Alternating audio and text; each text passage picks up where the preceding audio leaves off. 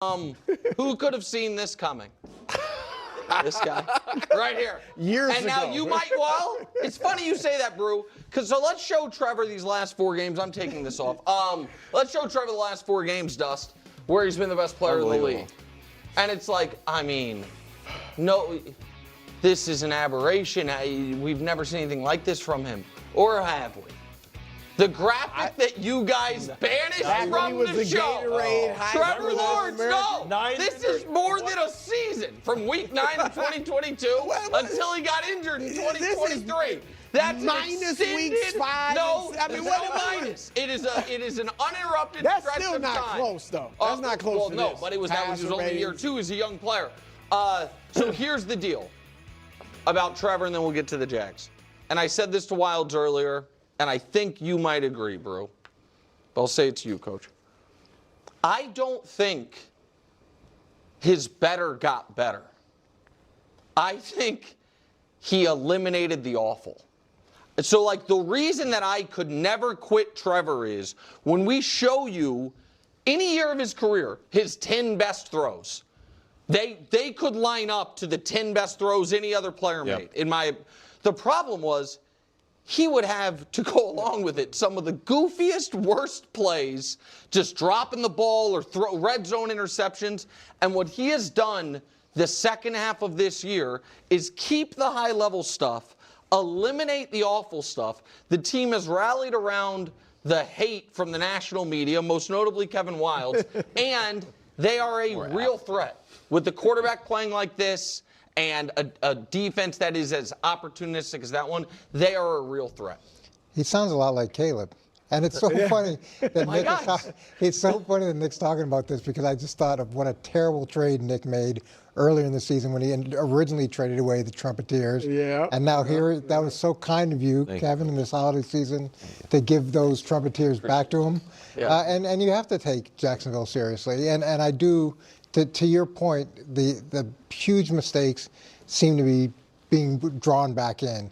And even collectively as a team, I kept waiting during that game for Jacksonville to do a Jacksonville type thing. And especially against Denver, in Denver, who's historically been able to come back late. They're so tough deep. All the things that we know about Denver.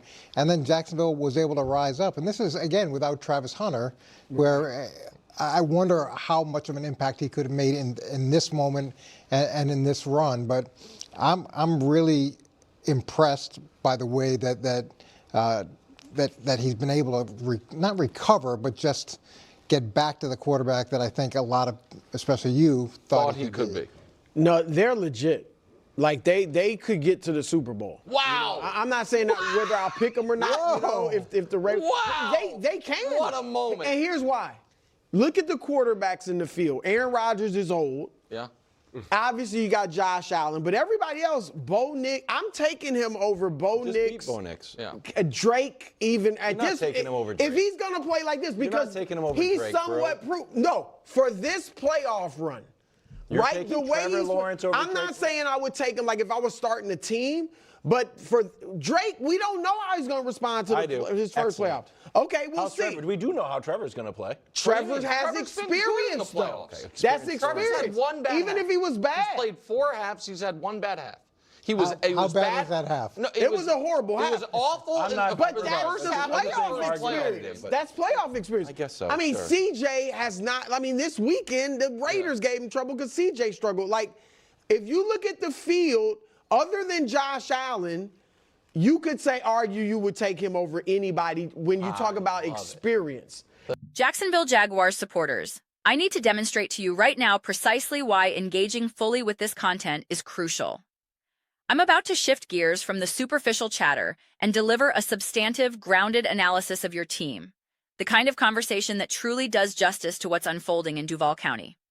I'm preparing to articulate a perspective that, if I were presenting it in a formal debate setting, would likely be met with nods of agreement. You're correct. You're absolutely right. The core of my argument is this. The narrative surrounding the Jacksonville Jaguars and Trevor Lawrence, their current level of success, and the quality of their play, should not be diminished or narrowly framed as merely a product of facing inexperienced playoff quarterbacks like C.J. Stroud, Bo Nix, or Drake May. That reduction is a disservice.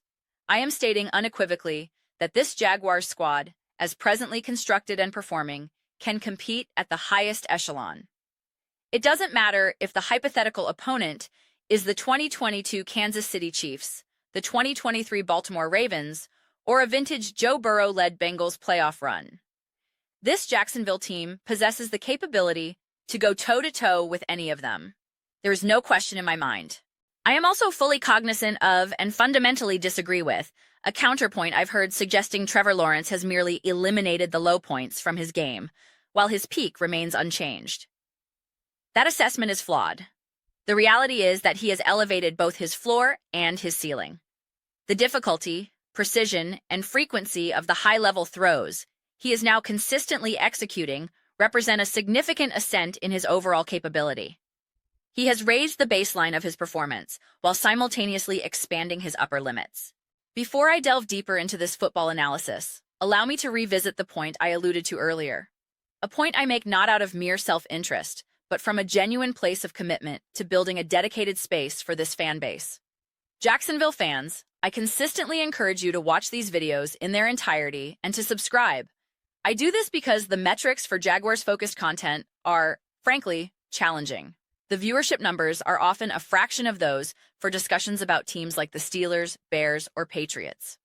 Videos on those franchises might garner thousands of views upon release, while a Jaguars deep dive might initially struggle to reach 4 figures. The comment section engagement follows a similar pattern. This disparity is precisely why I persist. I am not abandoning this topic. I am committed because I have genuine belief in this team, in Trevor Lawrence, in the vision of Liam Cohen, and in their collective potential. When you, the dedicated fan, engage fully, watching the complete video and subscribing, it catalyzes a powerful chain reaction. Views and subscriptions increase exponentially. This growth is not the end goal in itself. It is the fuel. It enables the creation of more substantial, high-quality content that fosters real dialogue and cultivates a genuine community. My ambitious objective is to reach a significant subscriber milestone before the playoffs commence. A lofty goal, as I've termed it. This ambition stems from a desire to elevate the experience, to potentially live-stream playoff games, and to transform analysis into a shared, communal event. This endeavor is a collective we, not a solitary me. The reality of content creation is one of finite time and energy. I must strategically select topics and teams that demonstrate an audience's desire for interaction and conversation. The current data often suggests that broader interest lies elsewhere.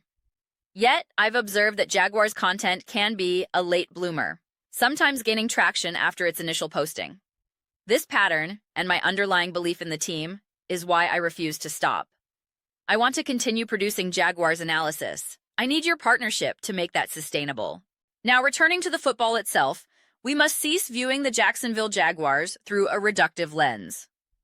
I have participated in the larger conversation about the playoff landscape's unpredictability and the advantages for teams without facing historically entrenched powerhouses. However, the Jaguars' current quality of play transcends that circumstantial benefit.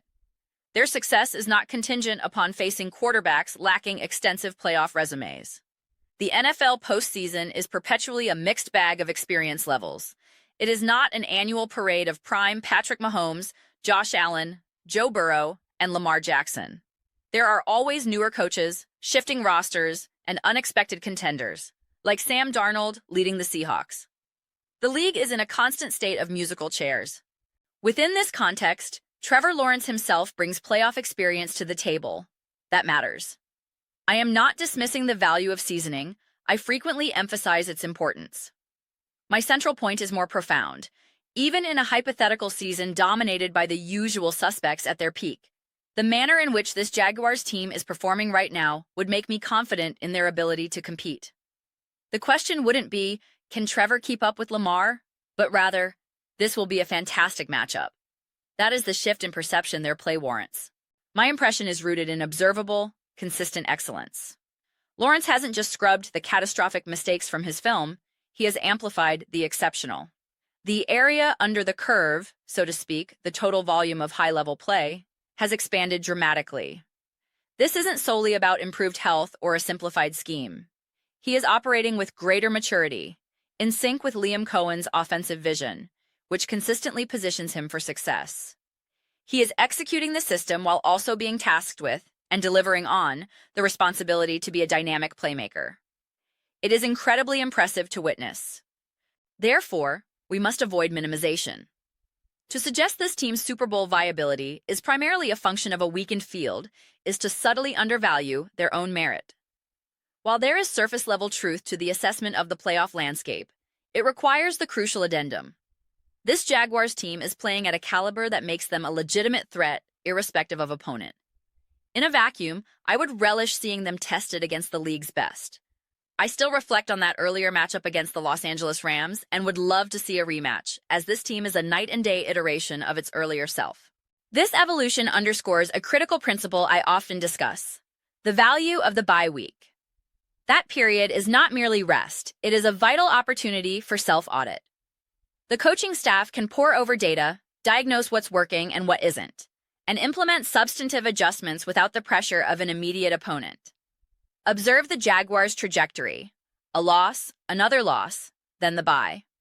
Following that hiatus, the quality of play skyrocketed: a win, then another, and a sustained run of significantly elevated performance. They haven't regressed.